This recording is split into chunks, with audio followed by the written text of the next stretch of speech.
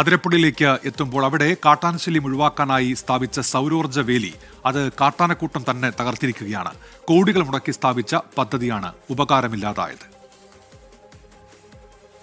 അതിരപ്പള്ളിയിൽ നിന്ന് അടുത്ത കാലത്തെല്ലാം കേട്ടത് കാട്ടാന ഭീതിയുടെ വാർത്തകളായിരുന്നു.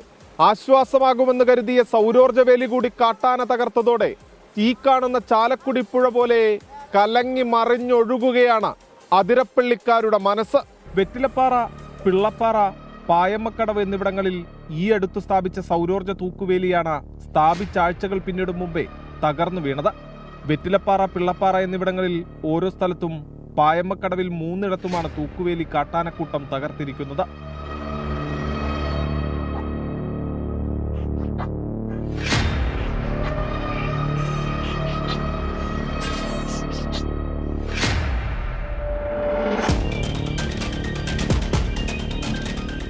സൗരോർജ്ജ വേലി നിർമ്മാണത്തിലെ അപാകതയാണ് ആനക്കൂട്ടത്തിന് തൂക്കുവേലികൾ തകർക്കാൻ എളുപ്പമായതെന്നാണ് ആരോപണം. വേലിയോട് ചേർന്ന് നിൽക്കുന്ന മരച്ചില്ലകൾ വേലികളിൽ തട്ടുന്നതുമൂലം വൈദ്യുതിയുടെ പ്രഹരം കുറയും. ഈ ഭാഗങ്ങളിലാണ് വേലികൾ കൂടുതലായും തകർന്നിരിക്കുന്നത്. വേലി നിർമ്മാണം ശാസ്ത്രീയമല്ലെന്ന വനംവകുപ്പ് പ്ലാന്റേഷൻ അധികൃതരുടെ ശ്രദ്ധയിൽപ്പെടുത്തിയിട്ടും ഗൗനിച്ചില്ലെന്നും ആക്ഷേപമുണ്ട്. നബാർഡിന്റെ സഹകരണത്തോടെ ചാലക്കുടി വനംവകുപ്പ് ഡിവിഷനിൽ 2,24,00,000 രൂപ ചിലവഴിച്ചാണ് വൈദ്യുത വേലി സ്ഥാപിച്ചത്. ചാലക്കുടി പുഴയോരത്ത് അതിരപ്പള്ളി പരിയാരം പഞ്ചായത്തുകളിൽ ഉൾപ്പെടുന്ന വിരിപ്പാറ മുതൽ കണ്ണംകുഴിത്തോട് വരെയുള്ള 18 കിലോമീറ്റർ ഭാഗത്താണ് വൈദ്യുത തൂക്കുവേലി സ്ഥാപിക്കുന്നത്. ഇതിനു പുറമെ ചാലക്കുടി വാഴച്ചാൽ ഡിവിഷനുകളിൽ 80 കിലോമീറ്ററോളം ദൂരത്തിലും വൈദ്യുത തൂക്കുവേലികൾ സ്ഥാപിക്കുന്നുണ്ട്. ഇത്രയും അധികം ദൂരത്തിൽ സൗരോർജ്ജ തൂക്കുവേലി സ്ഥാപിക്കുന്നത് സംസ്ഥാനത്ത് ആദ്യമായാണ്.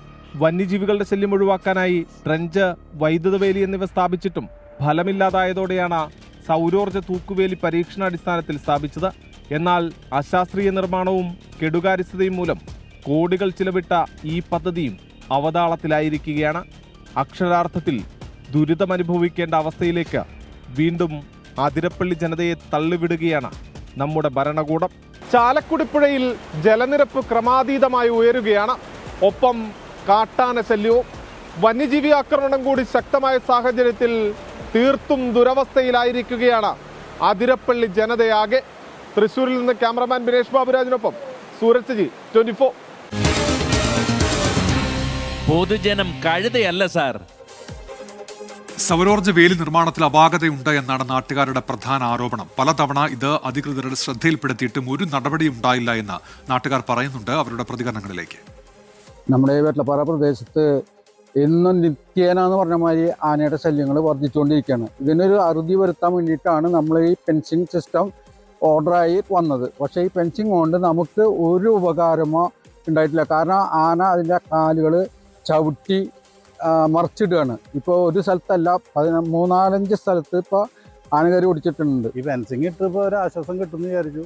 ഇതിനൊരു പോംവഴി എന്ന് പറയുന്നത് എൻ്റെ ഒരു നിർദ്ദേശം എങ്ങനെയാ വെച്ചാൽ പണി കഴിഞ്ഞ് പോകുന്നിടത്തോളം ചാർജ് ചെയ്ത് പോവുക. അതാണ് ഇതിന് ഏറ്റവും വലിയ ഒരു ഉചിതമായ തീരുമാനം എന്ന് എനിക്ക് തോന്നണം. 10-13 ആന വന്നിട്ടാണ് ഇത് കംപ്ലീറ്റ് പൊളിച്ചേക്കണേ. ഞായറാഴ്ച ഈ സാധനം പൊളിച്ചിട്ട് ഇവരോട് കോൺട്രാക്ടർ വിളിച്ച് പറഞ്ഞു ഈ സാധനം വന്ന് ശരിയാക്ക്, ആന കയറും. അവരത് ഒരു ഭാഗ്യം വെച്ചില്ല. കാരണം ഇന്നാണ് അവർ രാവിലെ ഇത് കെട്ടാൻ വന്നതാണ്. ഇന്നലെ മിഞ്ഞാന്ന് ആന ഇവിടെ കയറി തവിട്ട് പൊടിയാക്കിയിട്ടുണ്ട്. ഇവിടെ വേലിയും ഈ സാധനങ്ങളും മുഴുവൻ നശിപ്പിച്ചു. ഫോറസ്റ്റ് അധികാരികളോട് ഈ മരം മുറിച്ച് മാറ്റാൻ പറഞ്ഞിട്ട് ഈ നേരം വരെ അവർ അത് ചെയ്തല്ല. അവർ വന്ന് മാർക്ക് ചെയ്ത് കണ്ട് പോകുന്നതല്ലാണ്ട് ഇവർ ഈ സാധനം മുറിച്ച് മാറ്റില്ല. ഈ മരത്തുനിന്ന് ഷോർട്ടായിട്ടാണ് ഈ സാധനം മരം കൊമ്പ് ഒടിച്ച് ഇതിമിക്കിട്ട് ഇതിന് ഷോർട്ടാക്കിയിട്ട് കിടക്കണേ. കാലൊക്കെ ചവിട്ടി ഒടിച്ച് ഇതിപ്പോൾ ഇത്രയും കാശുകൾ നാശനഷ്ടങ്ങൾ ഉണ്ടാക്കിയിട്ടുണ്ട്. ഈ സാധനത്തിന് നമ്മൾ ഫുൾ പവർ കൊടുത്താലാണ് ഇത് നിലനിൽക്കുള്ളൂ.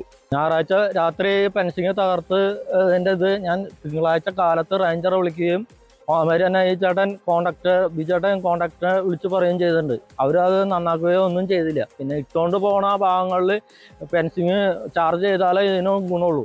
കാല് ഓടിച്ച് കളയാണ്. ഈ കാലിൻ്റെ മുകളിൽ വെച്ചാണ് ഇതിന് ഇത്തിരി കൂടി നീട്ടം കൂട്ടിയാൽ ഇതിന് ചവിട്ടാൻ പറ്റാത്ത രീതിയിലുള്ള ഒരു 3 മീറ്ററെങ്കിലും ഒരു അകലം ഇട്ടാലേ അതിന് ചവിട്ടാൻ പറ്റാണ്ട് നിൽക്കുള്ളൂ.